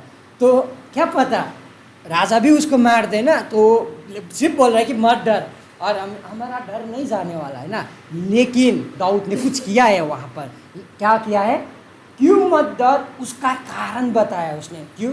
क्योंकि वो बोल रहा है कि तेरे पापा ना योनातान के खातिर में क्या करने वाला हूँ, तेरे ऊपर कृपा दृष्टि करने वाला हूँ। अब अगर कोई आपको ऐसा रीजन देना, तभी आपको डर नहीं लगता है। तो वहाँ पर दाऊद ने एकदम अच्छे तरीके से मेफीबोशेत का डर को निकाल दिया है ना। सो याद रखिए, जो भी मैं पॉइंट बोल रहा हूँ ना आपको, ये ध्यान से याद रखिए, क्योंकि कुछ चीज़ें मैं आपको बाद में बताऊंगा, तभी आपका ये पूरा चीज़ ना, ये पूरा लाइक एक पर्दा ही खुल जाएगा, तो आपको पूरा संदेश को क्या होगा, क्लियर आपको समझ में आएगा। अभी तक मैंने इसका रहस्य नहीं खोला है, ठीक है, बाद में खोल दूंगा। सो मैं सिर्फ जस्ट वो क्या कर रहा हूँ, स्टोरी को बता रहा हूँ। सो ओके, ये चीज़ हुआ है, और इतना ही नहीं ना, इतना ही नहीं, और ये अब जब देखते हैं ना, योनातान का साथ दाऊद ने क्या किया था, प्रतिज्ञा रखा था ना। सो पहला शामिल 20 में हम देख सकते हैं, जहाँ पर योनातान के साथ वादा किया था उसने, दाऊद ने, और दाऊद बोल रहे हैं कि तेरा जो क्या बोलता है दादाजी है, यानी कि राजा शॉल, जितना भी है वो सब तेरा जितना भाग हो है ना, तेरा जितना भी क्या है अधिकार है, मैं सब तुझे क्या करने वाला हूँ, लौटाने वाला हूँ, और तू मेरे साथ क्या करने वाला है, टेबल में यानी कि मेज़ में तू बैठ के मेरे साथ खाना खाने वाले है ना, भोज करने वाले है। सो ये बोला है। सो सिर्फ इतना ही नहीं, सो वो क्या बोल रहा है, तेरा ये सब जितना हक है मैं वो दूंगा। सिर्फ इतना नहीं बोल रहा है, वो क्या बोल रहा है कि मेरे साथ मेज़ में तू खाना खाएगा, भोज करेगा, यानी कि एक संबंध वो क्या कर रहा है, बनाना चाहता है। राजा के साथ मेज़ कौन कर सकता है, मेज़ में भोज कौन कर सकता है राजा के साथ? आप और मैं कर सकते हैं? नहीं, साधारण लोग नहीं कर सकते। अगर राजा की मेज़ में भोज करना है, टेबल में भोज करना है, तो राजा का बराबर होना चाहिए ना, तभी हम राजा के साथ क्या कर सकते हैं, मेज़ में भाग ले सकते हैं, लेकिन नहीं तो नहीं।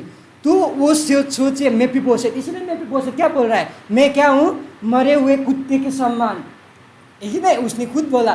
तो वो कहाँ, राजा कहाँ, और वो थोड़ी ना वो राजा के लेवल में आ सकता था। तो बोल रहे ना वो मरे हुए कुत्तों के समान बोल रहे ना। सो खुद को क्या बोल रहे हैं, मरे हुए कुत्तों के समान बोल के, मेरा जीवन का कोई भी क्या नहीं है, वैल्यू नहीं है, मेरा मूल्य नहीं है मेरे जीवन का, मैं मूल्यहीन हूँ, ये बोल के बोल रहा है। क्यों? क्योंकि वो डर रहा था ना, वो डर रहा था, वो छिप के बैठा था। सो वो ये बोल रहा, लेकिन दाऊद क्या बोल रहा है, दाऊद बोल रहा है कि तू मेरे साथ मेरे मेज़ में तू मेरे साथ भोजन करेगा, लाइक सदा भर के लिए भोजन करेगा बोल रहा है। और वो जो उसने रिलेशनशिप दिया ना, इतना नीचे था, लेकिन उसने ऊपर जो दर्जा दिया ना दाऊद ने मेफीबोशेत को, वो दर्जा क्या था? एक संबंध था, घनिष्ठ संबंध बनाना चाहता था। वो संपत्ति तो सब लौटा रहा था, वो तो ठीक है, बट वही नहीं, लेकिन वो एक संबंध भी बनाना चाहता था। ठीक है, सो यही चीज़ें एक आज विश्वासी को भी दिया है। यीशु मसीह ने बोला है, जो भी उसको हो लेते, उसके पीछे हो लेते, यीशु मसीह के पीछे चलते हैं, उसके लिए क्या वायदे दिया है पता है? यीशु मसीह ने कुछ बोला है पता है? ओके, हम देखते हैं लूका 22:30। लूका 22:30 कोई भी पढ़ सकते हैं। लूका 22:30 वहाँ पर यीशु मसीह का वो है। हाँ, ताकि तुम मेरे राज्य में मेरी मेज पर खाओ पियो, वरन सिंहासनों पर बैठकर इज़राइल के 12 गोत्रों का न्याय करो। परमेश्वर की मेज में हम क्या करने वाले हैं? खाने वाले हैं ना, भोज करने वाले हैं। कौन? यीशु मसीह के पीछे जो हो लेते हैं, जो चलते हैं यीशु मसीह के पीछे, वो करने वाला। कितना अद्भुत एक वादा है ना, जो हम क्या करने वाले? परमेश्वर के साथ मेज करने वाले, ठीक है, भोज करने वाले। सो वही दर्जा हमें दिया है। आराम से मैं ये इसका वो खुलासा कर रहा हूँ मैं। सो मेफीबोशेत ने बोला कि मैं कुत्ते, लाइक मरे हुए कुत्ते के समान हूँ ना, वो बोलना चाहता कि मेरा जीवन का कोई मूल्य नहीं है। वो क्या कर रहा था? वो इतना साल से छुप रहा था राजा से, इतना साल से वो क्या कर रहा था? डर के अपना जीवन जी रहा था ना। सो ये चीज़ें हुआ है बाइबल में। कोई क्या हो रहा है? छुप रहा है, डर रहा है। कौन होगा? बता सकते आप लोग? बाइबल में कौन एक आदमी है जो छुप रहा है, डरा हुआ है? जो भी बोल सकते हैं आप, बोले एक कोई भी। डर रहा है, छुप रहा है। अब जब बाइबल के पन्ने पलटते हो ना, तो पहला पन्ना, दूसरा पन्ना, तीसरा पन्ना में है कौन होगा? आदम क्या कर रहा है? जब वो परमेश्वर के आज्ञा को उल्लंघन करते ना, इसके बाद वो डरा हुआ है और वो छुपा है। और परमेश्वर क्या होता है? आदम आदम तू किधर है? लेकिन आदम क्या है? डरा हुआ है, वो छिपा हुआ है। सिर्फ आदम नहीं, हम भी एक समय, अभी खुलासा हो रहा है, ठीक है, हम भी एक समय क्या था? डरा हुआ था, छिप रहे थे, है कि नहीं? कि नहीं डरा था आप लोग? मैं तो डरता था। हम लोग मनुष्य डरते, किस चीज़ से डरते? मृत्यु का डर था। हम मृत्यु के डर से डरता था और हम छिप रहा था। पाप से हम डर रहा था, नरक से हम डर रहा था, इसलिए हम क्या कर रहा था? छुप रहा था। लेकिन क्या हुआ? क्या हुआ उसके बाद? जैसा दाऊद ने अपने लोगों को भेजा ना मेफीबोशेत को लेने के लिए, ऐसे ही एक दिन हम लोग के जीवन में भी क्या हुआ? जैसा वो नॉक किया ना, ऐसा मेफीबोशेत के घर के द्वार में, एक दिन हम भी डर रहा था, हम भी छुप रहा था। तो यीशु मसीह का, परमेश्वर का क्या आया? सुसमाचार आप और मेरे हृदय के दरवाजा को ना, हृदय के द्वार को नॉक किया। हमने वो सुसमाचार को क्या किया? अंदर आने के दिया। और वो बोल रहे, सुसमाचार क्या बोल रहे कि यीशु मसीह तुझसे बहुत प्रेम करता है। वाह, यीशु मसीह तुझसे प्यार करता है। और जब हम ये सुन लिया, इसको हम जब रिसीव किया, उसको ग्रहण किया, आप और मेरा क्या हुआ? उद्धार हो गया। उसके बाद हम कहाँ? वो मरे हुए कुत्ते के समान था। अभी हम कहाँ पर गया? राजा के बराबरी में। बोला ना, राजा के साथ हम क्या करने वाले हैं? मेज में भोज करने वाले हैं। परमेश्वर की मेज में हम भोज करने वाले हैं। क्योंकि हम एक समय वो था, लेकिन सुसमाचार हमारा दरवाजा ना, हृदय के द्वार को नॉक किया और हमें खोल दिया, स्वीकार किया, तो हमारा क्या हुआ? सब सारी चीज़ें चेंज हुआ। पता है, आप और मेरा बहुत सारा संपत्ति था, बहुत सारा संपत्ति था, लेकिन हम लोग ने घुमा दिया। कैसे घुमाया होगा? पाप से। मतलब कहने का मतलब ये है, आदम को परमेश्वर ने पूरा संपत्ति दिया, पूरा क्या दिया था? पृथ्वी को अधिकार करने और बहुत सारी चीज़ें दिया था ना। बट उसने उसके परमेश्वर के आज्ञा ना मानने के कारण से, पाप के कारण से क्या हुआ? पूरा संपत्ति, हमारा अधिकार क्या किया? सब पानी में मिला दिया ना, मिट्टी में मिला दिया बोलते ना, सब खत्म हो गया। सो सब हम लोग ने क्या किया था? घुमा दिया था। लेकिन एक दिन ऐसा हुआ, सुसमाचार आया, ग्रहण किया, उसके बाद क्या हुआ? फिर से क्या हुआ? हम नीचे से ऊपर लेवल में ले लिया। उसके बाद जैसा कि दाऊद ने मेफीबोशेत को पूरा हक वापस कर दिया ना, परमेश्वर ने भी हमें पूरा हक वापस कर दिया। पता है ये चीज़? वापस कर दिया है, पता है आपको? ज़रूर पता होना चाहिए। एफिसी 1 को आप घर में जाके पढ़ सकते हैं। एफिसी 1 का 11, 12, 13, 14 पढ़ सकते हैं। वहाँ पर लिखा है पूरा संपत्ति जो जितना भी हमारा था ना पोजीशन, सब हमें यीशु मसीह के खातिर क्या हुआ, मिल गया है। और इसीलिए तो उसके बाद दाऊद ने जैसा बोला ना, तू मेरे मेज़ में टेबल में बोझ कर सकते हैं, तो एक संबंध जो दिया ना, जो बिना डरे, क्योंकि राजा के मेज़ में हम ऐसे ही नहीं जा सकते, लेकिन उसने अधिकार दिया है, उसने आने को एक्सेस बोलते हैं ना, एक्सेस दिया है, परमिशन दिया है। तो इसीलिए अभी मैं भी बोझेट बिना डरे आके राजा के मेज़ में बैठ के बोझ कर सकता है। यही चीज़ मसीह ने किया। इसीलिए इब्रानी 4:16 बोलते हैं क्या करो, परमेश्वर के अनुग्रह के सिंहासन में हियाव से आओ ना। क्यों ये बोल रहा है? क्योंकि हमें वो एक्सेस मिला है, परमिशन मिला है। राजा ने बोला है कि तू मेरे क्या करने वाले, मेज में बैठ के भोजन करने वाले हैं। इब्रानी 4:16, ठीक है, यहाँ पर लिखा है। सो ये चीज़ें सिर्फ हमें सिर्फ वो नहीं दिया है, लेकिन परमेश्वर के साथ लाइक एक घनिष्ठ संबंध भी दिया है। सो हम पंक्ति 9 से लेके 12 तक पढ़ेंगे, 9 से लेके 12 तक। तब राजा ने साउल के कर्मचारी सिबा को बुलवाकर उससे कहा, जो कुछ साउल और उसके समस्त घराने का था वह मैंने तेरे स्वामी के पोते को दे दिया है। अब से तू अपने बेटों और सेवकों समेत उसकी भूमि पर खेती करके उसकी उपज ले आया करना, कि तेरे स्वामी के पोते को भोजन मिला करे। परंतु तेरे स्वामी का पोता मपीबोशेत मेरी मेज पर नित्य भोजन किया करेगा। सिबा के तो 15 पुत्र और 20 सेवक थे।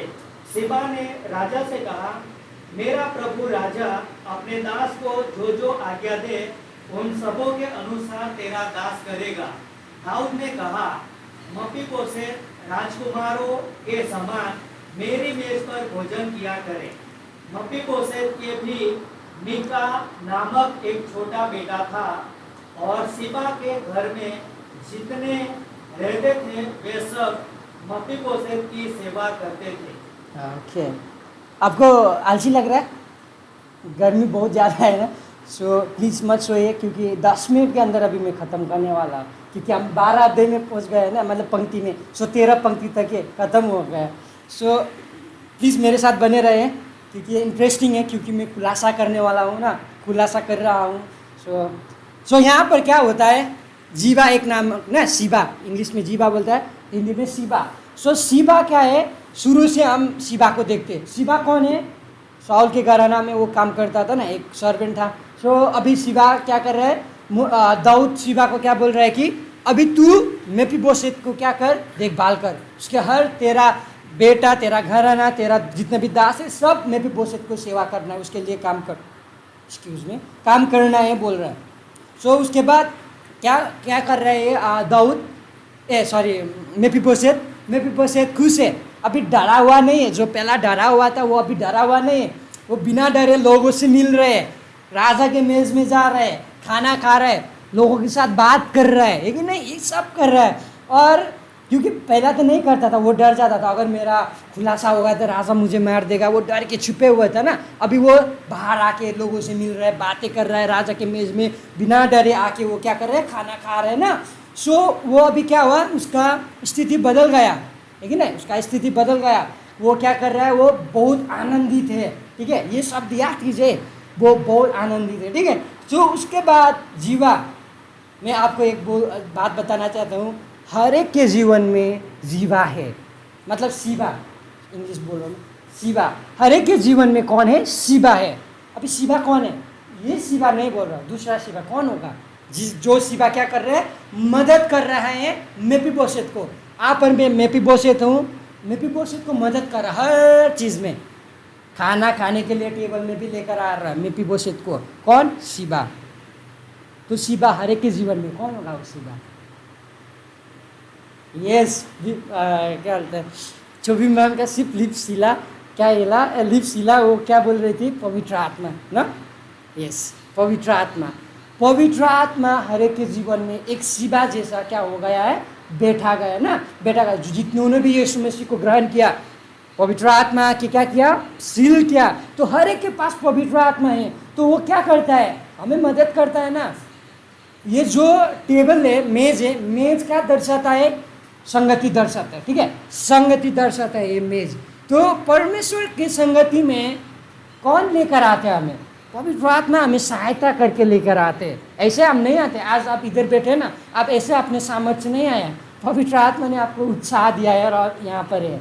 ऐसा नहीं, ये कोई साधारण चीज़ नहीं है।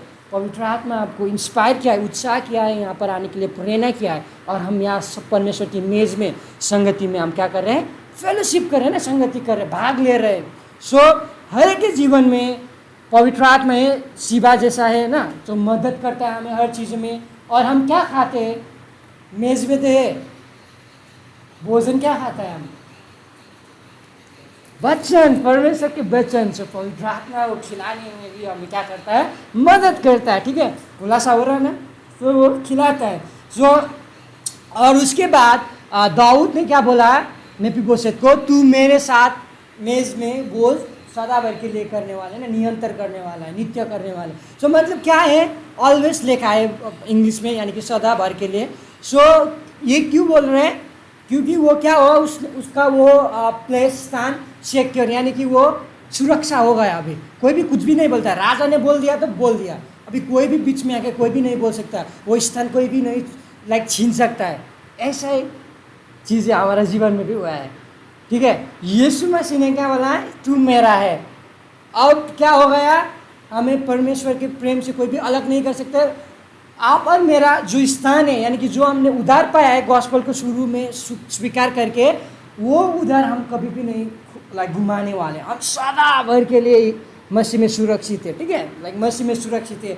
और उसके बाद क्या होता है कि आप और मेरा आप और मुझे क्या करने वाले हैं, कोई भी परमेश्वर के प्रेम से अलग नहीं करने वाले। राजा ने बोल दिया तो बोल दिया, मसीह ने बोला, जितनों ने भी क्या किया, यीशु मसीह में पुत्र पर विश्वास किया, उसने क्या किया, उसको संतान होने का हक दे दिया ना, बेटा बेटी होने का हक दे दिया। तो हम अभी बेटा बेटी बन गए, कोई भी हमें नो नहीं बोलेगा, तू नहीं ना। इसलिए रोमायु 8 में बोलते हैं ना तो मृत्यु, क्योंकि क्या, मृत्यु का डर था, मृत्यु का डर, मर के हम कहाँ जाएंगे, क्या होगा मेरा आत्मा का, ये डरा हुआ था। लेकिन मसीह को स्वीकार किया, एक्सेप्ट किया, मेरा मसीह, यीशु ही मेरा मसीह है, उद्धार करता है। क्या किया, अभी सुरक्षा, उद्धार हो गया, हमारे उद्धार नहीं घुमाने वाले। और उसके बाद क्या हुआ, मसीह के प्रेम से हमें अलग नहीं कर सकते। इसीलिए रोमायु 8 में ना तो मृत्यु, ना तो ऊंचाई, ना तो गहराई, ना तो प्रधान दूत, स्वर्ग, कोई भी हमें मसीह के प्रेम से क्या नहीं कर सकता है, अलग नहीं कर सकता है। मेफीबोशेत को भी कोई भी अलग नहीं कर सकता है, दाऊद के मेज से कोई भी बाहर नहीं निकाल सकता है। तो पंक्ति 13 भी हम पढ़ते हैं, लास्ट पंक्ति। मेफीबोशेत यरूशलेम में रहता था, क्योंकि वह राजा की मेज पर नित्य भोजन किया करता था। वह दोनों पाँवों का अंगुला था। हाँ, सो वो नित्य क्या करता था, भोजन करता था राजा के साथ, वो यरूशलेम में था। अब हम क्या करते हैं, एक समय हम भी मेफीबोशेत जैसे था ना, जैसे कि एक कुत्ते, मरे हुए कुत्ते के समान था, पाप में दबा हुआ, डर से भरा हुआ जीवन जी रहा था ना, मृत्यु से भरा हुआ जीवन जी रहा था, डर से, इतना डर था।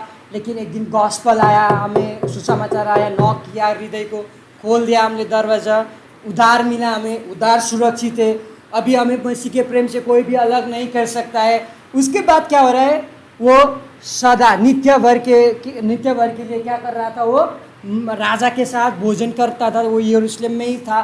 तो इसका मतलब क्या होता है कि अभी वो संगति में है। तो हम भी क्या होता है, अभी हम सब मसीह के साथ संगति में रहते हैं, परमेश्वर के साथ संगति में, हम वहाँ से बाहर नहीं जाते और हम वहाँ से क्या करते हैं, नित्य भोजन करते हैं, यानी कि नित्य वचन को क्या करते हैं, हम खाते हैं, वचन को लेते हैं। और उसके बाद क्या हुआ, एक दुखद घटना है। इसके बाद क्या पढ़ा आपने, लास्ट लाइन, वो दोनों पाँव का क्या था, सैड, इतना बड़ा है ना, इतना रोमांचक होगा, इतना अभी तक ना सब चीज़ें जो नहीं डिजर्व करता था वो दिया, सब कुछ आया उसके जीवन में, उसके हालात बदल गया। क्या हम गाना गाते ना, हालात बदल गया यीशु तेरे आने से, हम लोग का हालात बदल गया, हम लोग का हर चीज़ बदल गया है ना। कितना दुखी था, आनंदित हो गया। बट लेकिन क्या हुआ, उसका वो जो लंगड़ा था वो क्या नहीं हुआ, चंगा नहीं हुआ। उसका हालत बदल गया, लेकिन लंगड़ा चंगा नहीं हुआ। तो इसका मतलब क्या हो सकता है? हाँ, आप और मैंने यीशु मसीह को ग्रहण करने से उद्धार पाया है, बीमारी भी चंगा हुआ है, बहुत सारे हालत बदल गया है, लेकिन आप और मेरा एक चीज नहीं बदला है। वो क्या है? पापी स्वभाव। सेंस हुआ अभी मिला? तो ये चीज है, यीशु मसीह पाने से, यीशु मसीह को लेने से हालत बदलता है, उद्धार सिक्योर है, सुरक्षा है, परमेश्वर के प्रेम से अलग नहीं कर सकते, सदा भर के लिए उनके साथ हम मेज कर सकते हैं, भोजन कर सकते हैं, मेज में भोजन कर सकता है।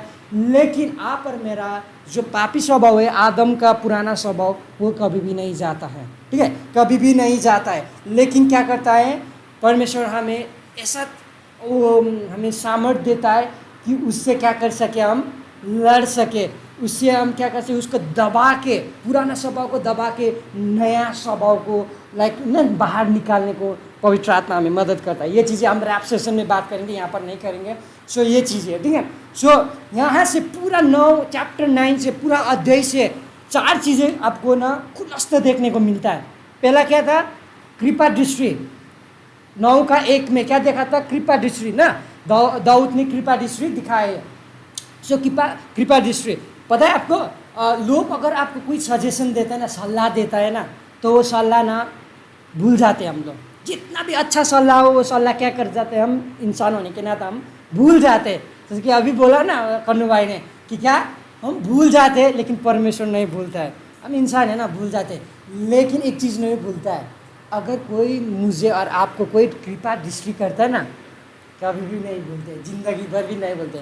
हाँ, ये इसने मेरे साथ ये कृपा दृष्टि किया था, ये दया किया था, तो नहीं भूलता है। सो ये देखते हैं। सो इसीलिए यीशु मसीह ने आप और मुझे क्या किया है? कृपा दृष्टि किया ना, अनुग्रह दिया है, अनुग्रह दिया है। तो इसीलिए हमें, जैसा कन्नू भाई भी बोल रहा था ना, कभी हम भूल सकते, लेकिन यीशु मसीह नहीं भूलता है, नहीं भूलता है। परमेश्वर हमें भी नहीं भूलना चाहिए। तो यही चीज़ें हम भी ना भूले, जो मसीह ने उपकार किया है हमारे जीवनों में, वो हम कभी भी ना भूले उसको ना, और हम वही कृपा दृष्टि दूसरे को करते रहे जो मसीह ने किया है, जो यहोवा ने, परमेश्वर ने हमारे साथ जीवन में किया है। सो दूसरा चीज़ देखते हैं,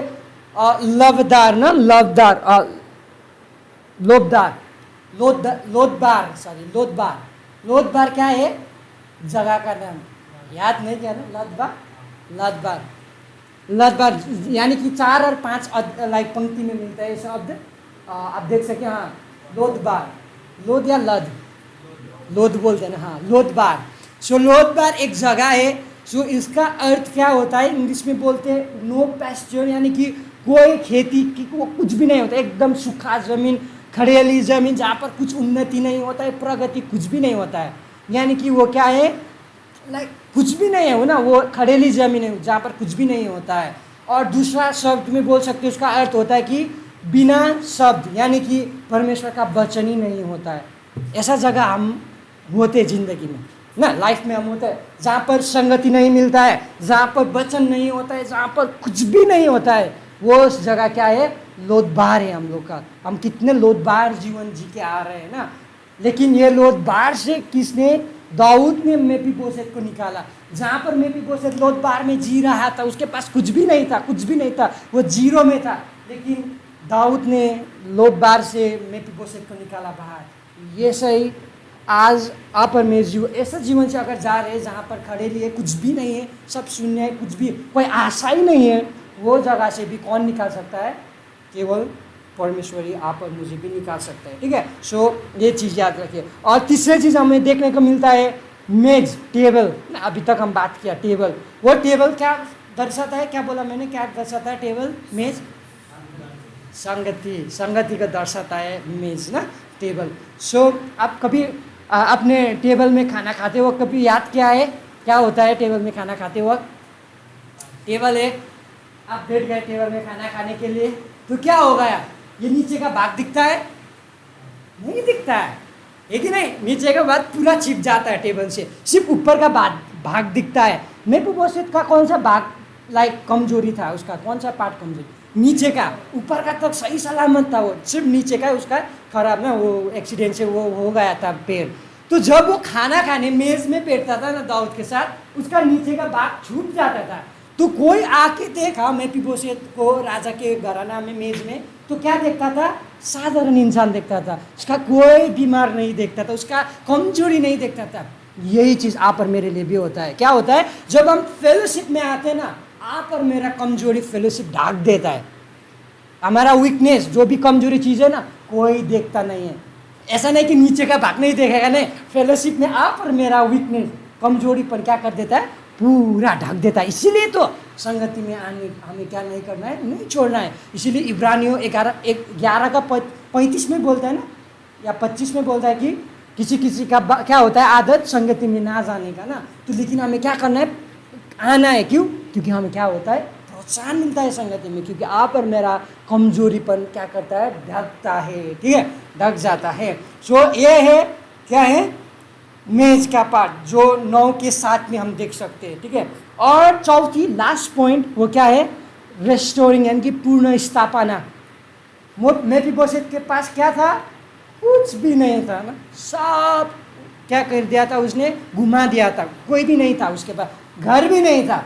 बोला नहीं पॉइंट, घर भी नहीं था। वो किसी के घर में रह रहा था, मच्छर के घर में रह रहा था वो ना। मेफीबोशेत के पास कुछ भी नहीं था, लेकिन परमेश्वर ने, जैसे दाऊद ने उसको क्या किया? दाऊद ने मेफीबोशेत को सारा संपत्ति, सारा सब चीज़ें वापस करके उसका स्थिति, हालात बदल दी। ऐसे ही हम बहुत सारी चीज़ें हमने, आदम है ना, आदम ने क्या किया? पूरा संगत, पूरा संपत्ति क्या कर दिया था? घुमा दिया था। लेकिन परमेश्वर ने हमें क्या किया? फिर पूर्ण स्थापना किया ना। जो यीशु मसीह ने आके क्या किया? जितने भी चीज़ें हमने घुमाया था, सब सारी चीज़ें क्या कर दिया? वापस कर दिया। पूरा चीज़ वापस कर दिया। इसीलिए जितना भी आपका शायद रिलेशनशिप ना, कि हो सकता है आपका संबंध किसी के साथ टूटा हुआ है ना, बिगड़ा हुआ है, या आपका बहुत सारी चीज़ें ऐसा बिगड़ा हुआ है ना, बिगड़ गया है। कोई ऐसा आशा ही नहीं है कि ये होने वाला होगा, ये जुड़ने वाला होगा, ये फिर न्यू हो जाएगा, नया बन जाएगा, पूर्ण स्थापित होगा। आपको अगर आशा ही नहीं है ना, तो कौन करता है? अब अपने सामर्थ्य नहीं कर रहे हैं, लेकिन परमेश्वर यहोवा क्या बोल रहा है कि वही कर सकता है। जैसा दाऊद ने किया ना, ऐसे आप और मेरे जीवन में सिर्फ परमेश्वर ही कर सकता है। जो टूटे हुए चीज़ों को भी वो क्या कर सकता है? फिर पुनः स्थापित कर सकता है। ठीक है, वही पुनः स्थापित कर सकता है।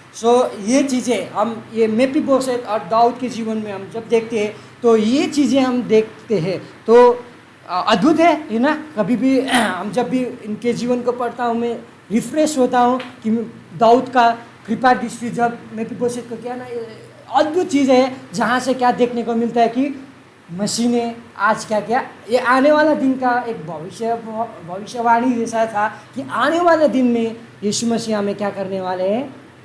जो भी खोए हुए, हमने खोया हुआ था, सब देने वाले हैं वापस, और वो परमेश्वर की उपस्थिति में फिर जुड़ाने वाले हैं हमें ना। और क्या होता है कि हम उसके मेज़ में सदा भर के लिए खाने वाले। हमारा उदार सुरक्षा सुरक्षित है। हमें कोई भी मसीह के प्रेम से अलग नहीं कर सकता है। जो भी टूटा हुआ रिश्ता है, जो भी है, वो फिर पुनर्स्थापना करने वाला है। वो कृपा दृष्टि करने वाला है। वो पहले से दाऊद के जीवन और मेफीबोशेत के जीवन से परमेश्वर रिवील कर रहा था। कितना अद्भुत है परमेश्वर ना, हमारा परमेश्वर, जिसने हमें कृपा दृष्टि किया है, अनुग्रह दिया है। हम उसके लिए क्यों ना हम धन्यवाद दें इस समय। हम थोड़ी देर के लिए हम प्रार्थना करते हैं, और परमेश्वर के आप मनों में, आपके मनों में से आप उनको धन्यवाद दीजिए वो कृपा दृष्टि के लिए। वो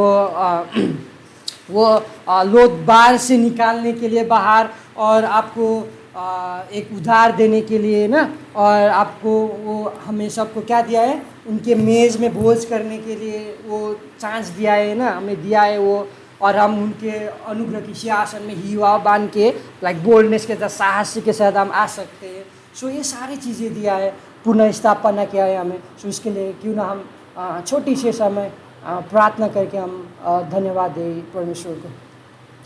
thank you Lord Jesus, thank you Lord. प्रभु हम आपको धन्यवाद देते हैं इस समय, आपकी कृपा दृष्टि के लिए। प्रभु हम आपको धन्यवाद देते हैं लॉर्ड। आपके वो मेज़ में हमें आने के लिए, एक्सेस देने के लिए प्रभु हम आपको धन्यवाद देते हैं। हम सदाभर के लिए प्रभु आपकी मेज़ में आपके साथ हम भोजन कर सकते हैं लॉर्ड। आपको धन्यवाद देते हैं, आपको धन्यवाद देते हैं कि वो आपने हमें लोभदार से, यानी कि जहाँ पर कुछ भी नहीं था, ऐसा भूमि से, मरुभूमि से प्रभु आपने हमें, उजाड़ स्थान से हमें निकाल के प्रभु आपने हमें हरियाली वाला प्रभु आप वो जगह में लेकर आए जहाँ पर लाइक फल ही फल है, जहाँ पर बहुत सारे फल को खाने को मिलता है, देखने को मिलता है। ऐसा जीवन में आपने हमें लेकर आया प्रभु। हम आपको धन्यवाद देते हैं लॉर्ड, धन्यवाद देते हैं। आपका जो भी आप हमारे जीवन में जो भी हमने खोया हुआ है वो लौटाने के लिए, और जितने भी चीज़ें टूट गए हैं वो जुड़ाने के लिए प्रभु हम आपको धन्यवाद देते हैं, वो पुनर्स्थापना के लिए प्रभु हम आपको धन्यवाद देते हैं। दाऊद बोलते हैं भजन संहिता 103 में कि कोई भी यहोवा के उपकार को ना भूले, ए मेरे प्राण यहोवा के उपकार को ना भूले। और ये लॉर्ड हम इस समय हम यही कहते हैं कि हम आपके उपकारों को हम ना भूले लॉर्ड, हम भूलना नहीं चाहते। जितने भी आपने हमारे लिए किया है लॉर्ड, इसके लिए प्रभु हम आपको धन्यवाद देते हैं लॉर्ड, धन्यवाद देते, धन्यवाद देते। हम लाखों करोड़ों हम प्रभु आपको धन्यवाद देते हैं, आप क्योंकि ये धन्यवाद का योग्य का परमेश्वर है लॉर्ड। हम आपके नाम को ऊँचा उठाते हैं, हम आपको फिर से धन्यवाद देते हैं, हृदय से हम आपको धन्यवाद देते हैं। दाऊद ने ये मेफीबोशेत के साथ जो भी किया लॉर्ड, कृपा दृष्टि किया, वो योनातान को सिर्फ मुंह से नहीं बोला था वो वादा, लेकिन हृदय से किया था उसने।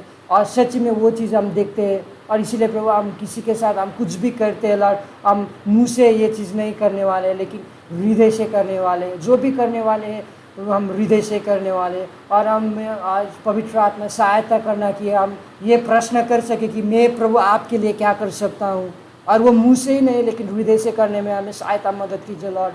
और मैं दूसरे लोग के लिए क्या कर सकता हूँ, मुंह से ही नहीं लेकिन हृदय से करने के लिए हमें सहायता मदद कीजिए लॉर्ड।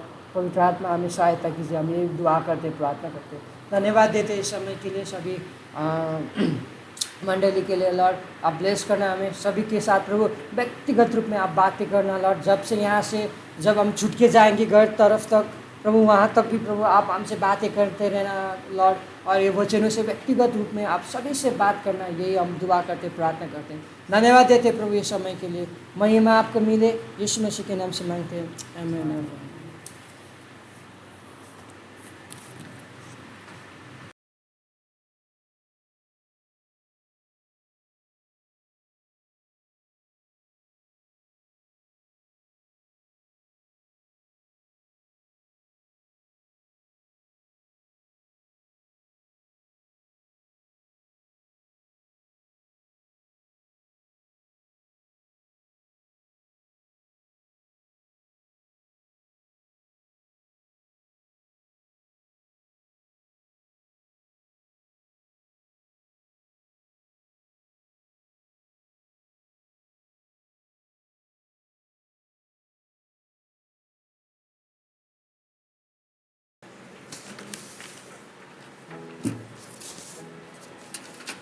भाई हम अपने स्थानों पे खड़े होते हैं और गीत को गाएंगे। रक्तम जयम, रक्तम जयम, रक्तम जयम।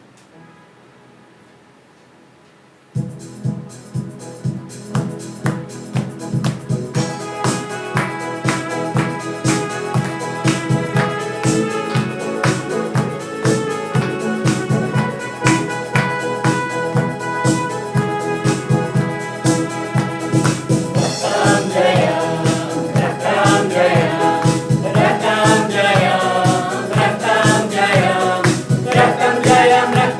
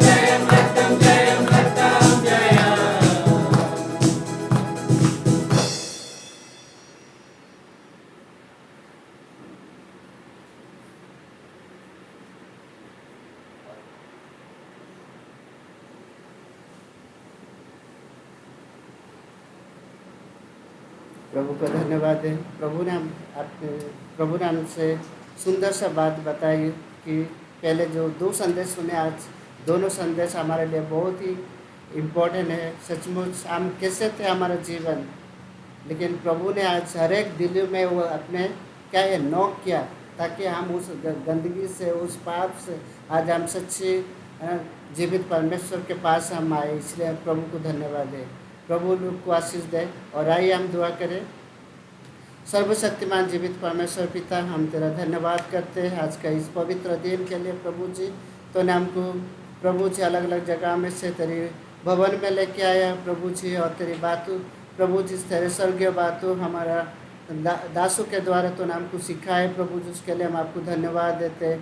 प्रभु यीशु मसीह, केवल जो सुनना नहीं परंतु इस वचन के अनुसार चलने में तेरी पवित्र आत्मा का द्वारा तो हमको अगुवाई करना प्रभु जी, ताकि हम भी इस वचन को दूसरों को भी हम बता सके प्रभु जी, ताकि वो भी प्रभु जी तेरा संतान हो सके प्रभु जी। क्योंकि इस जगत में प्रभु जी कई सारे लोग अंधकार में डूबे हुए प्रभु जी, इसीलिए प्रभु जी आपने हमको हर एक जीवन में आज का इस सुंदर वचन दिया प्रभु, जिसके लिए हम आपको धन्यवाद देते प्रभु जी।